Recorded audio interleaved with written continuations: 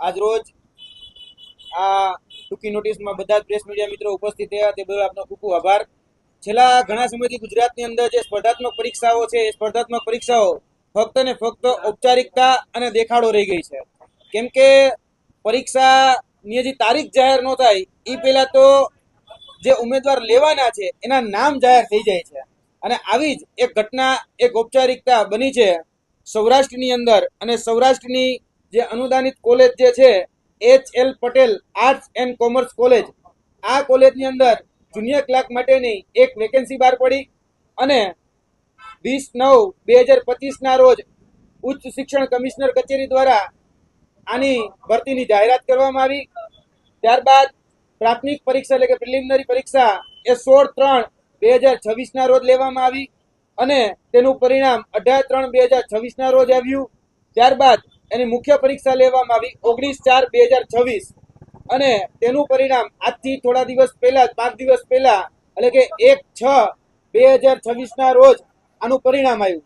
હવે આ જે કોલેજ છે એ કોલેજની અંદર જુનિયર ક્લાર્ક માટેની જે ભરતી બહાર પડી હતી એનું નામ અગાઉથી જ જે લોકો પરીક્ષાર્થીઓ હતા એની પાસે પહેલેથી જ આવી ગયું હતું.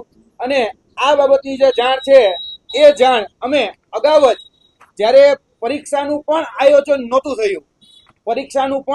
નહોતું થયું અને એ પહેલા જ અમે આની જાણ અગાઉ શિક્ષણ મંત્રીને, યુજીસીને, ત્યારબાદ શિક્ષણ વિભાગના ઉચ્ચ અધિકારીઓને આની જાણ અમે લેખિતમાં કરેલી હતી કે આ પરીક્ષાની અંદર જે ભુવા હર્ષ અનિલભાઈ કરીને જે વિદ્યાર્થી છે એ જ પરીક્ષાર્થી આ જે નિમણૂક પત્રની યાદી આવશે એમાં આ વ્યક્તિનું જ સિલેક્શન થયેલું જોવા મળશે. હમણાં જ એટલે કે આજથી 5 દિવસ પહેલા જ આ પરીક્ષાનું પરિણામ આવ્યું છે અને આ વ્યક્તિ એટલે કે ભુવા હર્ષ અનિલભાઈ એની જ પસંદગી કરવામાં આવેલી છે. આ કોઈ અમે જ્યોતિષ નથી, અમે કોઈ કહી શકાય કે બ્રહ્મજ્ઞાની નથી અથવા તો અમારી પાસે એવી કોઈ વિદ્યા નથી, પરંતુ આ કૌભાંડની એક મોડસ ઓપરેન્ડી છે. જે અલગ અલગ સંસ્થાઓ બદલાય છે પણ ચહેરાઓ બદલાતા નથી. અને અગાઉથી જ આ વ્યક્તિઓના નામ એ તમામ જગ્યાએ ચર્ચાતા હતા અને આ વાતની જાણ અમે શિક્ષણ મંત્રીને, યુજીસીને, બધાને અગાઉથી જ કરેલી હતી. તમે જોઈ શકો છો અમે ઈમેલ કરી અને મેલના માધ્યમથી પરીક્ષાની તારીખ હતી એ પરીક્ષાની 3 દિવસ અગાઉ અમે આ બાબતની જાણ એ શિક્ષણ મંત્રીથી લઈ અને તમામ જે શિક્ષણ ઉચ્ચ અધિકારીઓ છે એ તમામ ઉચ્ચ અધિકારીઓને કરેલી હતી. આજ દિન સુધી આમાં કોઈ જ પ્રકારની એક્શન લેવામાં ન આવી અને આજથી 5 દિવસ પહેલા જ્યારે આ પરીક્ષાનું પરિણામ આવ્યું એટલે કે ભાયાવદરની જે Shri HL Patel arts and commerce college જે છે, જે અનુદાનિત સંસ્થા છે, એ સંસ્થામાં ભુવા હર્ષભાઈ અનિલભાઈની પસંદગી એ ફાઇનલ એટલે કે નિમણૂક પત્ર આપવામાં થયેલી છે. એટલે ક્યાંક ને ક્યાંક આ ભરતી જે છે એ ભરતીમાં બધા વિદ્યાર્થીઓને કહેવામાં આવ્યું હતું કે તમે પરીક્ષામાં આ બોલપેનથી જ તમારે બધાએ ટપકા પૂરવાના છે. એટલે કે OMR શીટની અંદર આ જ પેનનો ઉપયોગ કરવાનો છે અને આ જ પેન એ બધી જ જગ્યાએ બધા જ વિદ્યાર્થીઓને આપવામાં આવી હતી. જેટલા પણ પરીક્ષાર્થીઓ હતા એને એક પેન જ આપવામાં આવી. એટલે આ પણ બહુ મોટું રહસ્ય છે. હવે વિદ્યાર્થી પોતાની પેનનો ઉપયોગ ન કરી શકે. હવે જ્યાં સુપરવાઇઝર જે પેન આપે એ જ પેનનો ઉપયોગ કરવાનો અને બધાને ફરજિયાતપણે આ જ પેનનો ઉપયોગ કરવા માટે કહેવામાં આવેલું.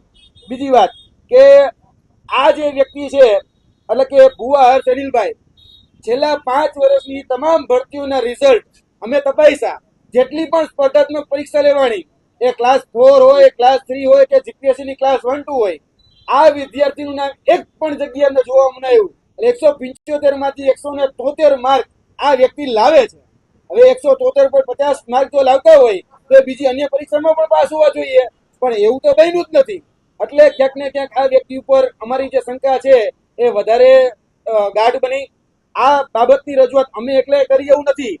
આ બાબતની રજૂઆત જે છે અમારા ઉમેદવાર મિત્ર દીપ વ્યાસ છે કે બીજા અન્ય ઉમેદવાર મિત્રો છે એના દ્વારા પણ કરવામાં આવેલી હતી અને શિક્ષણ મંત્રીને, ઉચ્ચ શિક્ષણ અધિકારીઓને બધાને આ વાત કહેવામાં આવેલી હતી.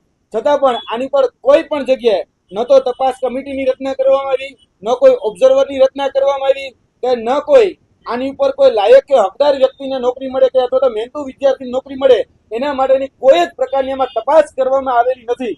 આ તમામ જગ્યાએ ક્યાંક ને ક્યાંક કુંડળીમાં ગોળ ભાંગવાની પ્રક્રિયા થઈ છે. પોતાના લાગતા વળગતા મળતિયાને એ લેવાનું સુનિયોજિત કાવતરું હતું અને આ સુનિયોજિત કાવતરના ભાગરૂપે અત્યારે આ નિમણૂક યાદી એ બહાર પાડવામાં આવી છે અને નિમણૂક યાદીમાં નામ આવ્યું છે ભુવા હર્ષ અનિલભાઈ. એટલે આ ગોઠવણ છે, આ ઓળખાણ વાત છે, આ લાગવકશાહી છે. આ વાત ઉપરથી સિદ્ધ થાય છે. જી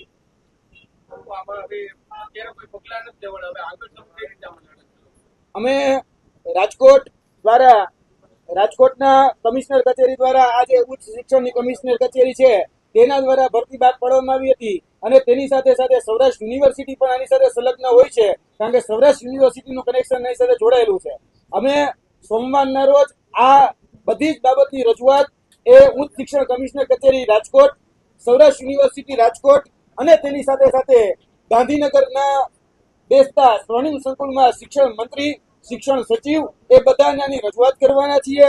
અમારી માંગણી છે તાત્કાલિક ધોરણે આ ભરતી રદ કરવામાં આવે અને તેની સાથે સાથે જે પણ આના જવાબદાર અધિકારીઓ છે અને જે પણ જવાબદાર ઉમેદવારો છે જેને ક્યાંક ને ક્યાંક setting.com થી આમાં ગોઠવણ કરી છે એવા તમામ લોકોને દૂર કરી આની ઉપર કાયદેસરની કાર્યવાહી કરવામાં આવે, એટલે કે આની ઉપર FIR નોંધવામાં આવે અને એની તપાસ કરવામાં આવે એ અમારી માંગણી રહેશે. સિટિંગ જજ ની અધ્યક્ષતામાં તપાસ થાય અથવા તો એક નિષ્પક્ષ તપાસ એજન્સીની આમાં ક્યાંક ને ક્યાંક એસઆઈટીની રચના કરી અને આમાં તપાસ કરવામાં આવે એ અમારી આ માધ્યમથી માંગણી છે. હું HL પટેલ આર્ટ્સ કોલેજનો ઉમેદવાર છું. જે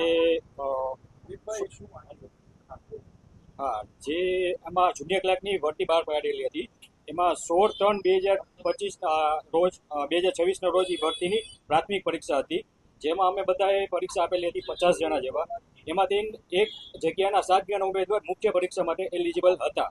એમાં અમારું નામ આવેલ હતું જેમાં હર્ષભાઈ ભુવાનું નામ પણ સારા માર્ક આવેલા હતા 134.50 જે 150 માર્કમાંથી. ત્યારે પણ અમને શંકા ગયેલ હતી કે એક પરીક્ષામાં એક વિદ્યાર્થીને જેટલા 5 વર્ષથી પેપરમાં એક પરીક્ષા દીધેલ નથી છતાં પણ એ ડાયરેક્ટ HL પટેલ આર્ટ્સ કોલેજમાં પરીક્ષા આપે છે અને ડાયરેક્ટ એને 134.50 માર્ક આવે છે. ત્યાર પછી અમારે મુખ્ય પરીક્ષાનું આયોજન કરેલ હતું 19/4/2026ના રોજ.